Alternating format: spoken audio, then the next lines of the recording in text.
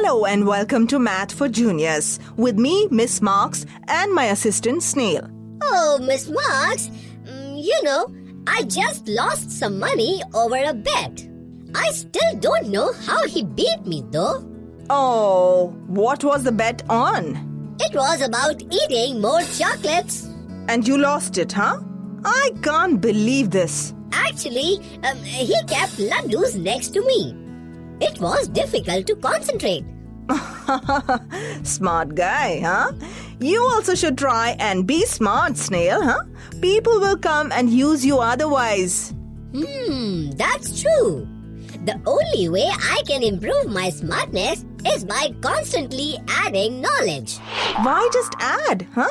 Multiply your knowledge. Snail, you need to grow your intelligence faster. Huh? Oh, don't be so confused, Snail. Our topic under study today is related to multiplication. So, let's enter the virtual world and gain some knowledge on multiplication of polynomials. Look at this brick wall here. It's all around the garden. Guess how many bricks are used to make this wall?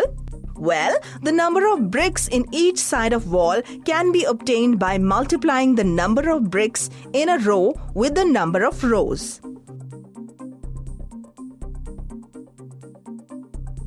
But the number of bricks in the rows and number of rows may vary in each wall and hence involve variables.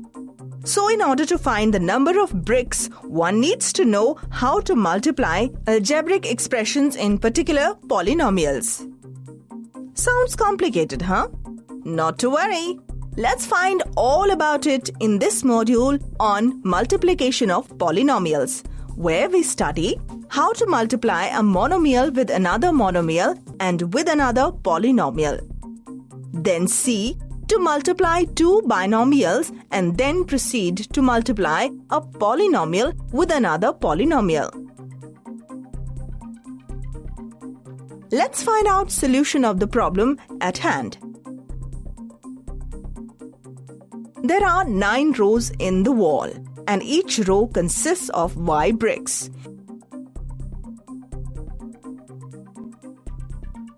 It means there are 9 into Y bricks in the wall. Now, 9Y is equal to 9 into Y is equal to Y added to itself 9 times. Now, let's consider if each row has 2Y bricks. Then, the number of bricks is 9 into 2Y or 2Y added to itself 9 times. That is 18Y. In both the situations, a monomial is multiplied by another monomial, and the product is also a monomial.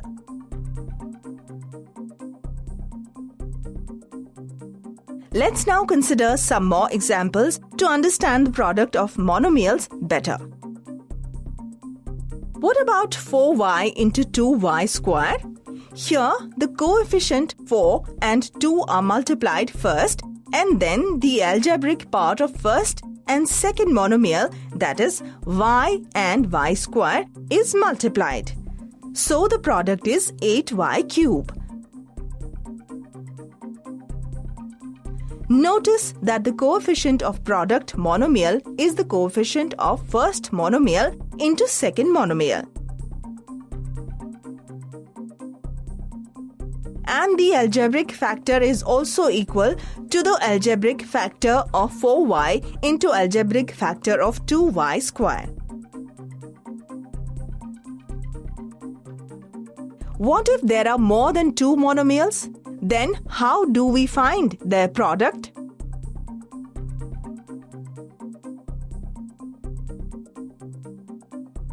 To crack this query, let's take an example of 3 monomials. 5xy into 4x square y square into 7x cube y cube. First group 5xy and 4x square y square to get the product 20x cube y cube. This in turn is to be multiplied with third monomial 7x cube y cube to get the final product as 140x raised to power 6 y raised to power 6. This method can be extended to the product of any number of monomials. Now you know with fewer efforts how easy it is to multiply monomials. But I like hard work. All I can see is a hard-working tummy, huh? Nothing else. Well, let's move on now. Yeah, let's move on to next level of multiplication of polynomials. Alright, let's enter the virtual world. Now, getting back to our wall. Just wondering that if the number of bricks in each row of one of the walls is y plus 5 and the number of rows is, say, x, then can we still multiply the two expressions to get the number of bricks? The answer is yes. A monomial x and binomial y plus 5 whole can be multiplied using the distributive law. X into y plus 5 whole is equal to x into y plus 5 into x or xy plus 5x. So, once we know the values of x and y for a given wall, the total number of bricks that make the wall can be found out. Using this same method, a monomial can be multiplied with any polynomial. Let's check out the example. 3a multiplied by 4a plus 2b plus 3. Multiply 3a with each of the three terms 4a, 2b and 3. That gives 3a into 4a plus 3a into 2b plus 3a into 3. So, the final product is 12a square plus 6ab plus 9a, which is a polynomial. Wow, that's so cool! All this sounds like some combo pack to me. You see, monomial being a single term expression is like chocolate. Binomial being a two-term expression is like a pav bhaji, and polynomial being a more than three-term expression is like MACD's combo offer. Good one, Snail, good one. Now let's enter the virtual world and I'll show you how to multiply two binomials and polynomials, okay? Ha! You too, Miss Marks. Now let's go a step further and multiply a binomial with another binomial. Let's look at an easier method to do this.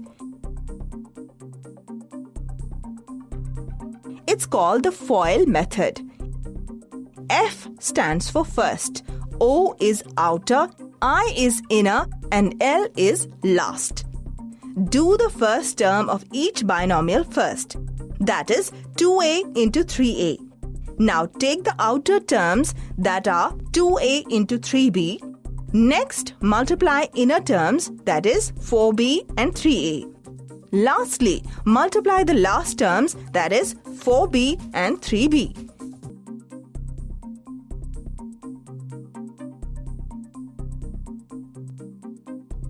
Now, which method is used to multiply polynomials with another polynomial containing more than two terms? Let's again see an example. Polynomial m plus 6 whole is multiplied with m square plus 3m plus 4 whole. Here, since first polynomial has two terms and the second polynomial has three terms, the trick is to multiply each term in the trinomial with each term in the binomial. That is m into m square plus 3m plus 4 whole plus 6 into m square plus 3m plus 4 whole. Now, m into m square is m cube and m into 3m is 3m square and m into 4 is 4m, right? Continuing with the second term a, we get m cube plus 3m square plus 4m plus 6m square plus 18m plus 24, which equals m cube plus 9m square plus 22m plus 24. Notice that the like terms have been combined. I am a little confused. In multiplication of algebraic expressions, which type of expression is obtained when? Just remember, Snail, multiplication of same type of algebraic expression gives an expression of that type. That is, multiplication of two monomials gives a monomial. And multiplication of two binomials gives a binomial? Yes, same is the case with polynomials. But when a binomial is multiplied with a monomial, then you get a binomial, and so on. Cool! This is quick and easy. And now, algebraic expressions. So before that, let's learn what is the usage of multiplication in algebraic expression. Say we are given a rectangle with length L and breadth as B, right? We know the formula of area of rectangle is length into breadth, right? So it is L into B. This is a small algebraic expression you can think about with two variables L and B, right? Suppose the length is increased by 3 cm and breadth by 4 cm, another rectangle. So how can we represent it? We can say L has become now L plus 3, put bracket, and B has become B plus 4 because breadth is increased by 4 cm and length by 3 cm.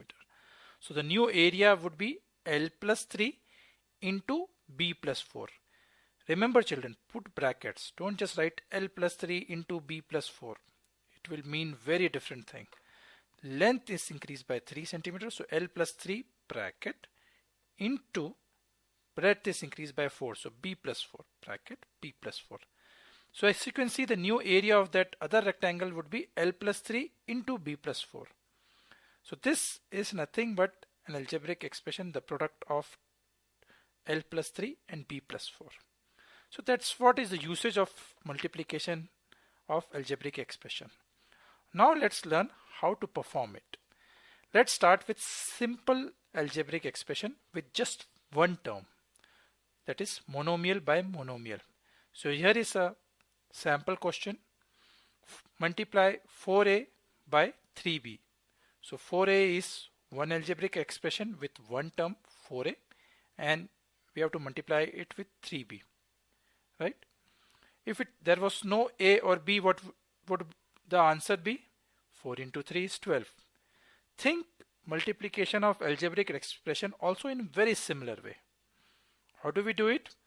We write 4a as 4 into a, right? 4a is nothing but 4 into a into 3 into b, right? So the first step is break down this expression into product of different factors, 4 into a into 3 into b.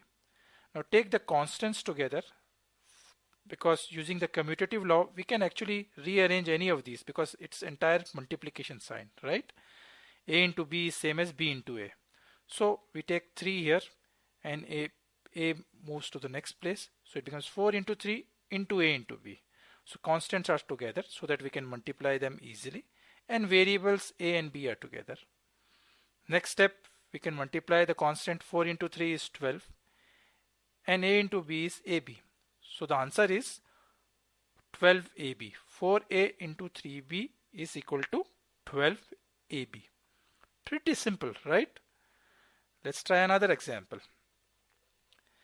3a cube into minus 5b square into 7c. Notice children, I have put bracket in front of minus, in front of 5, because there is a minus here. If you don't put the bracket, you'll get confused between there is a multiplication sign followed by a minus sign, which operation you need to perform. By putting bracket, you are very clear this is minus 5 as an integer, right? So in this algebraic expression of one term, there are three factors: 3a cube, minus 5b square and 7c, right?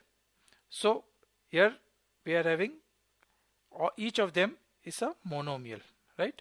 Let's see how do we perform it. Again, break each of these factors into its individual variables and constants. So 3a cube will become 3 into a into a into a. A cube is a into a into a, into, keep minus 5 as is, you cannot break it down further, into b square will become b into b, into 7c will become 7 into c. Next step, take all the constants together. So you can write 3 into minus 5 into 7, 3 into minus 5 into 7, and keep rest of the variables together, a into a into a, into b into b into c. Now multiply these things. 3 into minus 5 is 3 into 5 is 15, plus into minus is minus, so it becomes minus 15, right? And minus 15 into 7 is minus 105, right? 3 into 5 is 15, plus into minus is minus, so we got minus 15 by the product of these two, and minus 15 into 7 is 15 into 7 is 105, minus into plus is minus. So these three numbers product gives us minus 105. A into a becomes a cube, b into b becomes b square, and c remains c, right? If suppose there was a here also, we would have moved a also together, so that it would have become a into a into a into a to the power 4. So keep the variables of same names together, keep all the constants together, and you can multiply easily, right? But count these things correctly. If you add 3a here and 1a here, then final answer should have a to the power 4, right? Now let's take some more examples. We'll multiply a monomial by a polynomial. So multiply 3p, an algebraic expression with one term, by 4p plus 6, right? So this is an algebraic expression with two terms, 4p and 6, right? So how do we write 3p into bracket 4p plus 6, right? So that is a step 1 to convert this word problem into an expression kind of problem. Now we can easily use the distributive law of a into b plus c is equal to a into b plus a into c. So a is 3p, b is this, and c is this. So this will become a into b plus the same sign comes here, a into c. C is 6.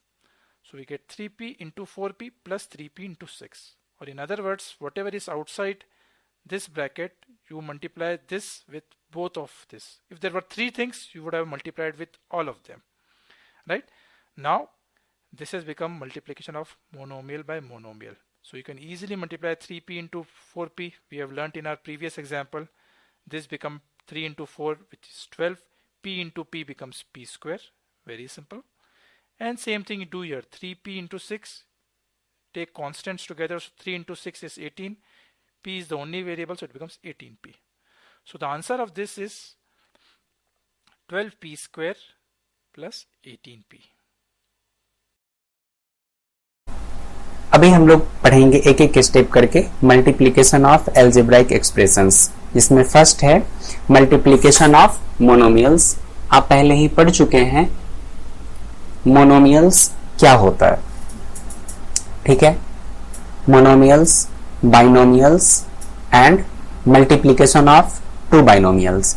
Monomials में क्या पढ़ेंगे, जैसे x into Y, इस तरह का जो भी term होगा। क्यों? क्योंकि ये भी मोनोमियल है और ये भी मोनोमियल है। Multiplication of monomial and binomial means इसमें क्या पढ़ेंगे, जैसे x into 2x plus Y, ये इस मोनोमियल का इस पूरे बाइनोमियल से मल्टीप्लाई कैसे करते हैं।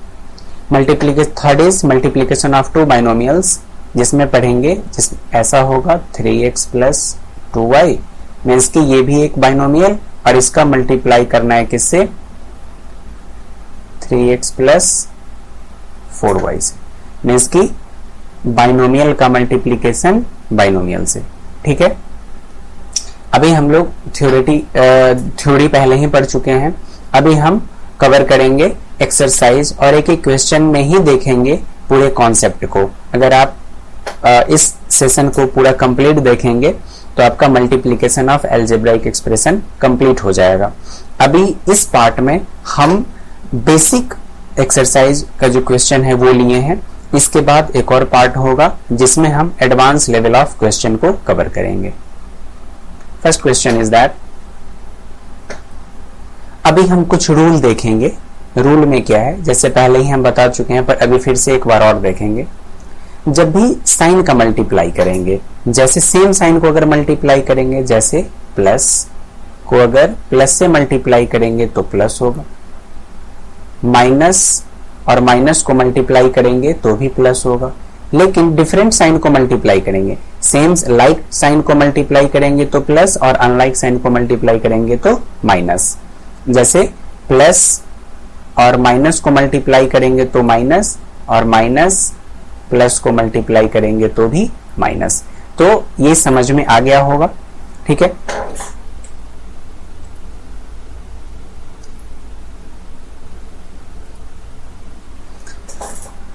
मल्टीप्लीकेशन का एक रूल है, सबसे पहले हम इसमें साइन का मल्टीप्लाई करेंगे, फिर कांस्टेंट टर्म को मल्टीप्लाई करेंगे और फिर वेरिएबल को मल्टीप्लाई करेंगे। एक और छोटा सा कॉन्सेप्ट देख लेते हैं, जैसे a to the power m into a to the power n।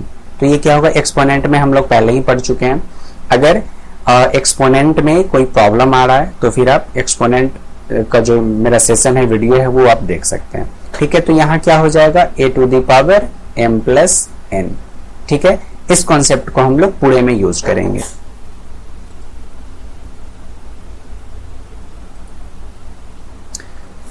First question है, यहां क्या करेंगे, सबसे पहले कांस्टेंट टर्म को मल्टीप्लाई करेंगे 3 इंटू 8 इंटू, ये कांस्टेंट टर्म है 3 और ये कांस्टेंट टर्म है 8, 3 into 8, 3 multiply by 8 into A square into a4, ठीक है। अब इसको और सिंप्लीफाई करेंगे तो क्या होगा, 3 8 जा 24 इंटू, अब जैसे यहां हम लोग क्या पढ़े हैं, a to the power m into a to the power n, तो पावर ऐड हो जाएगा, तो यहां क्या हो जाएगा, a to the power 2 plus 4, फिर ये 24 तो है ही, into a to the power 2 plus 4 6। इसी को और अच्छे से लिखें सिंप्लीफाइड वे में, 24 a टू द पावर 6, ये आंसर, ठीक है। इस क्वेश्चन में, इस क्वेश्चन का आंसर जो होगा, मीन्स की प्रोडक्ट जो होगा वो नेगेटिव होगा। क्यों, क्योंकि इस माइनस को अगर प्लस से मल्टीप्लाई करेंगे तो माइनस ही आएगा प्रोडक्ट, ठीक है। अभी क्या करेंगे, यहां -6 इंटू 5 इंटू, क्योंकि कांस्टेंट टर्म है ये, अब x to the power 3 into x to the power 2। अब ये क्या होगा, -6 को अगर 5 से मल्टीप्लाई करेंगे तो -30, और यहां क्या हो जाएगा, x to the power add हो जाएगा 3 प्लस 2, तो क्या हो जाएगा, -30 x टू द पावर 5, ये आंसर, ठीक है। थर्ड क्वेश्चन, यहां क्या करेंगे, -4 को -3 से मल्टीप्लाई करेंगे। पहले ही क्या पढ़ चुके हैं, लाइक साइन को मल्टीप्लाई करेंगे तो प्रोडक्ट हमेशा पॉजिटिव आएगा। इसको हम ऐसे लिखेंगे, -4 इंटू -3, अब AB into a square BC, ठीक है। -4 इंटू -3, लाइक साइन को मल्टीप्लाई करेंगे तो हमेशा जो प्रोडक्ट आएगा वो पॉजिटिव आएगा, ठीक है। और 4 3 जा 12, इसको हम क्या लिखेंगे, 12, और ये क्या होगा, a into a square, a into a square, b into b, और फिर c, 12, यहां कुछ भी नहीं है तो a टू द पावर 1, यहां कुछ भी नहीं है तो b to the power 1, b to the power 1, तो ये क्या हो जाएगा, a टू द पावर 3,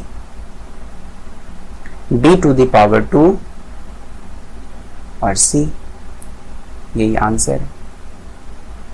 ठीक है, अगर समझने में कोई प्रॉब्लम आ रही है, कोई भी परेशानी हो, तो आप दोबारा से देख सकते हैं। नेक्स्ट क्वेश्चन, यहां भी बस वैसे ही है सब कुछ, पीछे जो भी रूल हम पढ़े हैं बस उसी रूल का यहाँ इंप्लीमेंट करना है। क्या है, कांस्टेंट टर्म को पहले मल्टीप्लाई करेंगे, कांस्टेंट टर्म है ये और कांस्टेंट टर्म है ये, -2/3 मीन्स -3/4 एंड -2/3।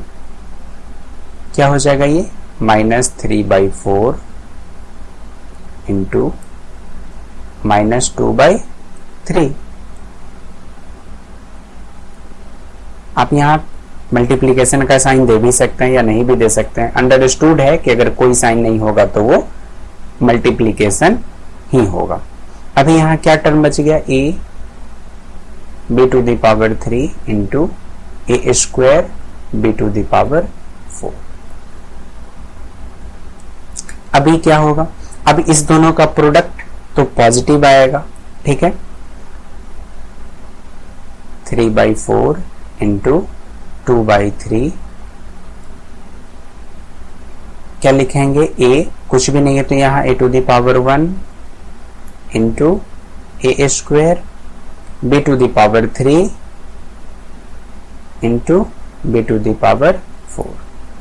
अब ये क्या होगा, यहाँ 3 से 3 कैंसिल और 2 2 4 मीन्स 1/2 a⁻3 b⁻7। ये आंसर है। ठीक है, फिर भी अगर कोई परेशानी हो आपको सॉल्व करने में तो आप कमेंट कर सकते हैं। वही रूल है, सबसे पहले कांस्टेंट टर्म को मल्टीप्लाई करेंगे, -7/5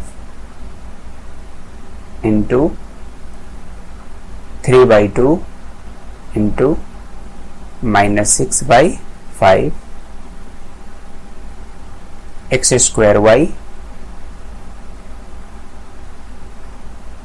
xy² and x⁻3 y⁻3। अब ये क्या होगा, ये माइनस टर्म है और फिर ये भी नेगेटिव टर्म और ये भी नेगेटिव टर्म। जब दो नेगेटिव टर्म को मल्टीप्लाई करेंगे तो प्रोडक्ट हमेशा पॉजिटिव आएगा। अब बस इस नंबर को मल्टीप्लाई करते हैं,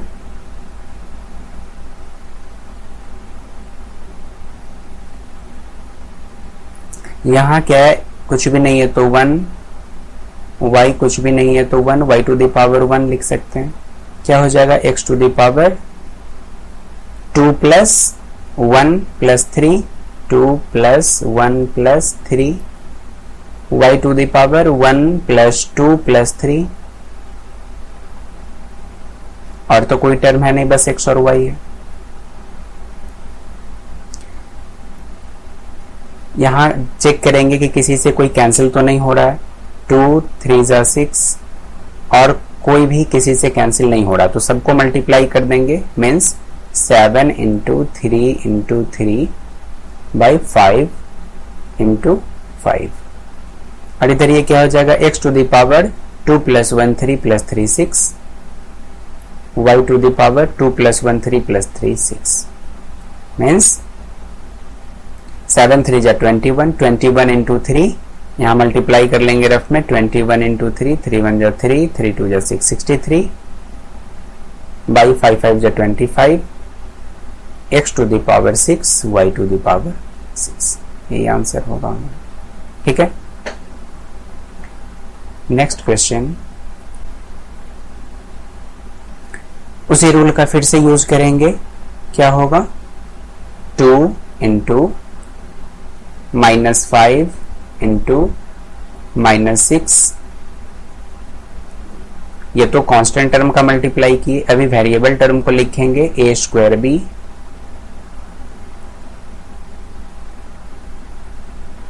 b² c c²। अभी ये क्या होगा, दो माइनस टर्म को जब भी मल्टीप्लाई करेंगे तो हमेशा प्रोडक्ट पॉजिटिव ही आएगा। अब बस नंबर को मल्टीप्लाई करेंगे, क्या हो जाएगा, 2 5 = 10 10 6 = 60 मीन्स 2 इंटू 5 इंटू 6, और ये a टू द पावर कुछ भी नहीं है तो 1। आप लिख भी सकते हैं, नहीं भी लिख सकते हैं, पर अगर लिखेंगे शुरू में तो फिर गलत होने के चांसेस बहुत कम हो जाएंगे। तो क्या हो जाएगा, a to the power 2 plus 1, b to the power 1 plus 2 plus 1, c to the power 1 plus 2।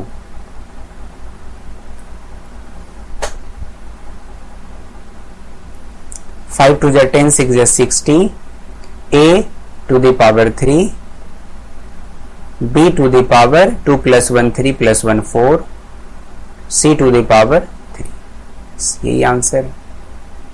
ठीक है, बहुत इजी है, आप एक दो बार देखेंगे इस वीडियो को, आप फिर से देखिए, बिल्कुल कॉन्सेप्ट क्लियर हो जाएगा। और जहां डाउट हो वहां आप कमेंट करके पूछ लें। अब यहां से अलग कॉन्सेप्ट है। ये कॉन्सेप्ट ये है कि जैसे सेकेंड टॉपिक क्या था, मल्टीप्लाई करना है मोनोमियल को बाइनोमियल से। बहुत इजी है। यहाँ हम लोग एक एरो मेथड का यूज करेंगे। पहले इस 4a को मल्टीप्लाई करेंगे 3a से, फिर इसी 4a को मल्टीप्लाई करेंगे 7b से। ठीक है, आप देखेंगे मीन्स कि इस 4a को मल्टीप्लाई करेंगे 3a से पहले, तो 4a इंटू 3a। पहले हम इसको मैथमेटिकल फॉर्म में लिख लेते हैं। जब भी मल्टीप्लाई, अब फिर क्या करेंगे, अब प्लस 4a को मल्टीप्लाई करेंगे 7b से। फिर से आप इसको समझिए, इस 4a को पहले मल्टीप्लाई करेंगे इस 3a से, फिर इसी 4a से मल्टीप्लाई करेंगे 7b को। ठीक है, मीन्स की ब्रैकेट के अंदर है 3a प्लस 7b, तो ब्रैकेट के बाहर जो भी नंबर होगा उस नंबर को, उस वेरिएबल को ब्रैकेट के अंदर जितने भी टर्म है सभी से मल्टीप्लाई करके ऐड कर देंगे। ठीक है, तो बस वही किए, यहाँ ऐड करना था, ऐड का साइन दे दिए। अब इसको, अब ये तो हम पहले ही सीख चुके हैं कि कैसे मल्टीप्लाई करते हैं। तो 4 3 जा 12, a को a से मल्टीप्लाई करेंगे तो a स्क्वायर, प्लस 4 7 जा 28, और a को जब b से मल्टीप्लाई करेंगे तो ab। बस इसके आगे तो सॉल्व भी नहीं कर सकते, यही हमारा आंसर होगा। ठीक है, नेक्स्ट क्वेश्चन।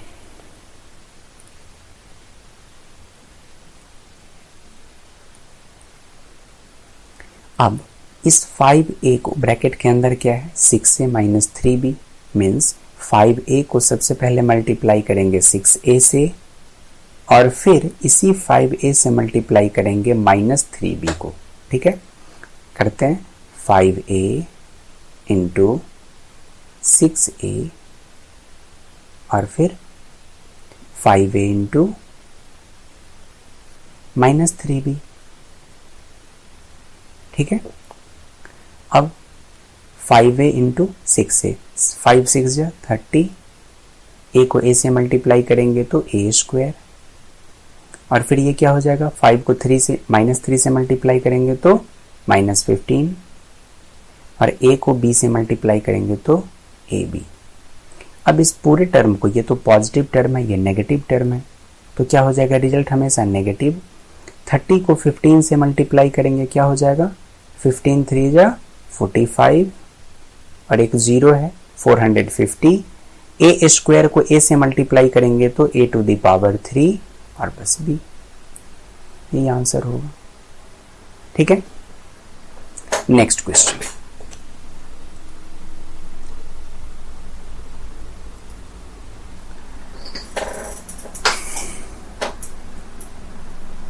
यहां भी कॉन्सेप्ट वही है कि ये जो पूरा टर्म है, इस पूरे टर्म को सबसे पहले इस m से मल्टीप्लाई करेंगे, फिर इस पूरे टर्म को 5n से मल्टीप्लाई करेंगे। तो इसको मल्टीप्लीकेशन के फॉर्म में लिख लेते हैं, 3/5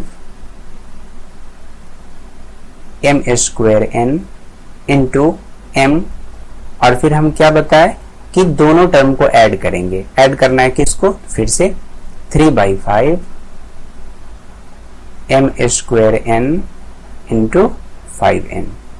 ठीक है, मीन्स कि ये जो पूरा टर्म है, इस पूरे टर्म को पहले m से मल्टीप्लाई करेंगे, फिर इस पूरे टर्म को 5n से मल्टीप्लाई करेंगे और फिर दोनों को ऐड कर देंगे। तो ऐड करने के लिए ऐड का साइन दे दिए और फिर इसको सिंप्लीफाई करते हैं।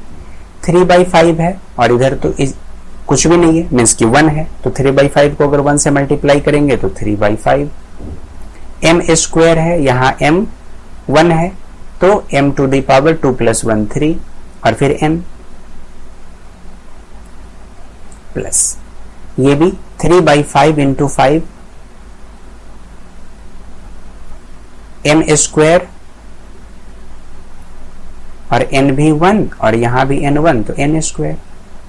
मीन्स कि आप अब इस कॉन्सेप्ट को क्लियर हो लें कि n को अगर हम n से मल्टीप्लाई करेंगे तो n स्क्वायर होगा, m को m से मल्टीप्लाई करेंगे तो m स्क्वायर होगा, x को x से मल्टीप्लाई करेंगे तो x स्क्वायर होगा, x into x into x x to the power 3 होगा। तो अब ये कॉन्सेप्ट क्लियर हो जाना चाहिए।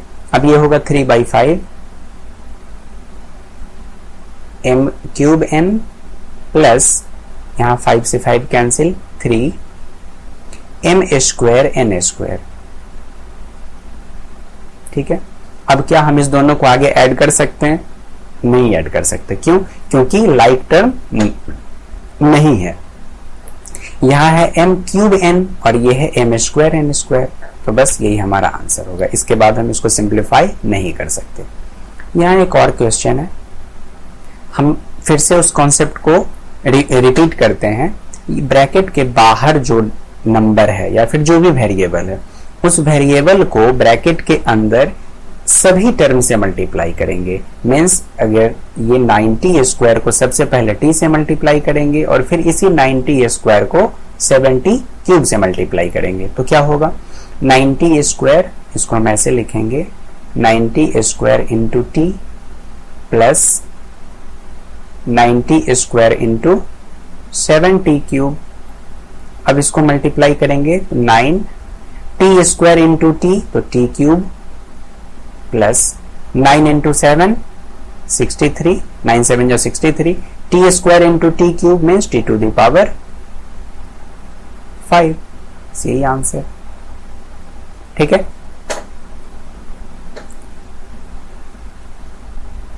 अब इस ब्रैकेट के बाहर जो भी टर्म है उस टर्म को ब्रैकेट के अंदर सभी टर्म से मल्टीप्लाई करेंगे तो क्या होगा? इसको हम ऐसे लिख लेते हैं 2/3 ABC इंटू ए स्क्वायर, फिर ऐड करेंगे 2/3 ABC इंटू बी स्क्वायर, फिर ऐड करेंगे 2/3 ABC इंटू किससे मल्टीप्लाई करेंगे? अब -3C स्क्वायर से।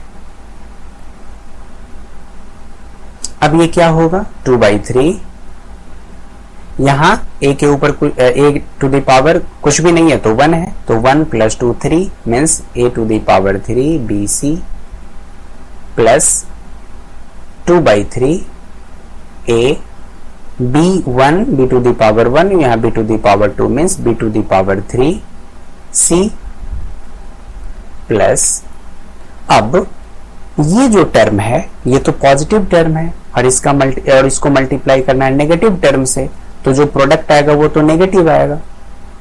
2/3 इंटू 3 और फिर a b c to the power 1 और यहां c टू द पावर 2, क्या हो जाएगा? c to the power 3। इसको फिर से सिंप्लीफाई करेंगे 2/3 a to the power 3 bc plus 2/3 a b to the power 3c minus, यहां 3 से 3 कैंसिल हो जाएगा, 2 a b c to the power 3। यही आंसर है। ठीक है, नेक्स्ट क्वेश्चन। अभी नेक्स्ट क्वेश्चन का कॉन्सेप्ट फिर से अलग हो जाएगा। क्यों? क्योंकि ये अभी जो पढ़ रहे हैं बस उसी पे बेस्ड है, बट ये थर्ड पॉइंट हम लोग पढ़े थे। क्या था थर्ड पॉइंट? बाइनोमियल का मल्टीप्लाई करना है बाइनोमियल से, multiplication of binomial to binomial. अभी जो कॉन्सेप्ट पीछे पढ़े हैं उसी कॉन्सेप्ट का यूज करेंगे। सबसे पहले आप इस अभी जो हम मेथड बता रहे हैं उस मेथड को आप अच्छे से एरो मेथड के थ्रू माइंड में सेट कर लेंगे। सबसे पहले ये एक टर्म है, मीन्स कि एक वेरिएबल है या फिर एक्सप्रेशन ले लें, और ये एक एक्सप्रेशन है, ठीक है। अब ये भी बाइनोमियल है और ये भी बाइनोमियल है, ठीक है, दोनों बाइनोमियल है। तो क्या करेंगे, दोनों ये जो एक्सप्रेशन है इसमें जो फर्स्ट टर्म होगा तो इस पूरे फर्स्ट टर्म को ही इस पूरे बाइनोमियल से मल्टीप्लाई करेंगे, फिर इसके सेकेंड टर्म से इस पूरे बाइनोमियल को मल्टीप्लाई करेंगे। तो ऐसा होगा, ये 5x को मल्टीप्लाई करेंगे किससे, पूरे से, मीन्स 3x प्लस 4 से, और फिर प्लस 7 से मल्टीप्लाई करेंगे पूरे टर्म से 3x प्लस 4 से। ये चीज समझ में आया? आगे और भी एग्जाम्पल्स है, आप उसको देखेंगे, जरूर समझ में आएगा। अब इसको सिंप्लीफाई करेंगे तो 5 को जब 3 से मल्टीप्लाई करेंगे तो 15, x को x से मल्टीप्लाई करेंगे तो x स्क्वायर, प्लस 5x को 4 से मल्टीप्लाई करेंगे तो क्या होगा, 5 4 जा 20 x, प्लस 7 3 जा 21 x, प्लस 7 4 जा 28। अब इसको सिंप्लीफाई करेंगे, 15x square 20x plus 21x, तो 20 और 20 40 और 1 41x प्लस 28, यही आंसर होगा, ठीक है। चलिए फिर से एक क्वेश्चन देखते हैं। अभी इस कॉन्सेप्ट को हम फिर से रिपीट कर रहे हैं। ये एक एक्सप्रेशन है बाइनोमियल और दूसरा ये एक्सप्रेशन है बाइनोमियल, और दोनों को क्या करना है, मल्टीप्लाई करना है। तो सभी टर्म से इस एक्सप्रेशन के दोनों टर्म से इस एक्सप्रेशन के दोनों टर्म को मल्टीप्लाई करेंगे। तो इसी स्टेटमेंट को हम लिखेंगे कैसे, मैथमेटिकली ऐसे, 5y से किसको मल्टीप्लाई करेंगे, 3y माइनस 8 को, और फिर -1 से मल्टीप्लाई करेंगे किसको, 3y माइनस 8 को। अब फिर इसको सिंप्लीफाई कर लेते हैं, 5y इंटू 3y, तो 5 3 जा 15 y स्क्वायर, माइनस 5 8 जा 40y, फिर से -1 को जब 3y से मल्टीप्लाई करेंगे तो -3y, और फिर जब -1 को -8 से मल्टीप्लाई करेंगे, दो नेगेटिव टर्म को मल्टीप्लाई करेंगे तो +8। अभी इसको सिंप्लीफाई करेंगे, 15y स्क्वायर, इसमें जहां कहीं भी मल्टीप्लीकेशन में प्रॉब्लम आ रहा है आप इससे पीछे फिर से रिपीट कीजिए उस वीडियो को जिसमें हम बेसिक कॉन्सेप्ट बताया मल्टीप्लीकेशन का, ठीक है, तब ये बिल्कुल इजीली समझ में आ जाएगा। -40y माइनस 3y, तो -43y। अब ये कैसे हुआ, इसके लिए आप एडिशन एंड सब्ट्रैक्शन का वीडियो देखिए। जब भी दो सेम साइन को ऐड करते हैं, ठीक है, तो हमेशा क्या होता है, उसको ऐड करेंगे लेकिन साइन वही होगा, जो जब भी सेम साइन को ऐड करेंगे तो नंबर को ऐड करेंगे पर साइन वही होगा जो नंबर ग्रेटर होगा। मीन्स 40 का साइन क्या है, माइनस, तो माइनस का साइन देंगे, और दोनों का साइन सेम है तो ऐड करेंगे। Means 40 plus 3 40 plus 3 43। Sorry 1 second,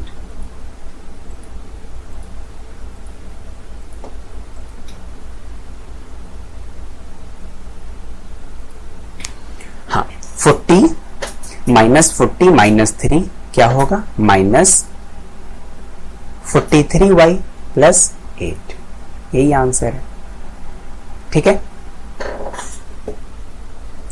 next question जो है वो भी इसी पे बेस्ड है, लेकिन इसके बाद एक और पार्ट आएगा जिसमें हम कुछ एडवांस क्वेश्चन को करेंगे। अभी यहां क्या होगा, x स्क्वायर से मल्टीप्लाई करेंगे इस टर्म को, मीन्स x माइनस ए, और फिर -a स्क्वायर से मल्टीप्लाई करेंगे x माइनस ए को, ठीक है। अब इसको सॉल्व करेंगे, x square into x to the power 3, x square into -a तो minus x square a, -a square into x तो माइनस a स्क्वायर x। अब -a स्क्वायर इंटू -a, तो दोनों नेगेटिव टर्म को मल्टीप्लाई कर रहे हैं तो plus a square into a तो a क्यूब। अब इसको सिंप्लीफाई करेंगे, x क्यूब ये एक्स स्क्वायर ए है और यहाँ ए स्क्वायर एक्स है, तो दोनों अनलाइक टर्म है, तो इसको सॉल्व नहीं कर सकते। माइनस एक्स स्क्वायर ए माइनस ए स्क्वायर एक्स प्लस ए क्यूब, यही आंसर है। ठीक है, आगे जो कॉन्सेप्ट हम सीखे हैं उसी कॉन्सेप्ट का यूज है, लेकिन यहाँ 3 टर्म है। ठीक है, तो इससे घबराने की कोई जरूरत नहीं है कि यहाँ 3 टर्म है। बस इस तीनों टर्म को इस दोनों टर्म से मल्टीप्लाई कर देंगे या फिर इस दोनों टर्म को इस तीनों टर्म से मल्टीप्लाई कर देंगे, तो आप दोनों तरीके से लिख सकते हैं। तो सबसे पहले इस x से हम इस पूरे टर्म को मल्टीप्लाई करते हैं, तो इसको हम कैसे लिखेंगे, x into 2x plus 3y minus 5, और फिर इस प्लस y से मल्टीप्लाई करेंगे इस पूरे टर्म को, means 2x plus 3y minus 5। अब यहाँ के बाद आप इजिली सॉल्व कर सकते हैं। x इंटू 2x तो 2x square plus x into 3y 3xy, x into minus 5 तो minus 5x, plus y into 2x तो 2xy plus 2xy, plus y को फिर प्लस 3y से मल्टीप्लाई करेंगे तो 3y square plus 3y square, और फिर जब y को माइनस 5 से मल्टीप्लाई करेंगे तो माइनस 5y। अब जो भी लाइक टर्म्स है उसको एक साथ करके means grouping of like terms and then we add, तो 2x स्क्वायर x स्क्वायर वाला कोई टर्म नहीं है, तो बस ये 2x square, 3xy plus 2xy 5xy। अब ये कैसे हुआ, ये आप एडिशन को देखें, एडिशन और सब्ट्रैक्शन के कॉन्सेप्ट को देखें, ये क्लियर हो जाएगा। फिर है माइनस 5x, कोई भी x वाला टर्म नहीं है, तो फिर कोई भी मीन्स की लाइक टर्म नहीं है, तो माइनस 5x। ये तो हम कर चुके हैं, इसके साथ ग्रुप करके add 3y square plus 3y square minus 5y। इसमें कोई भी ऐसा लाइक टर्म नहीं है जिसे हम ऐड कर सकते हैं। ठीक है, दैट्स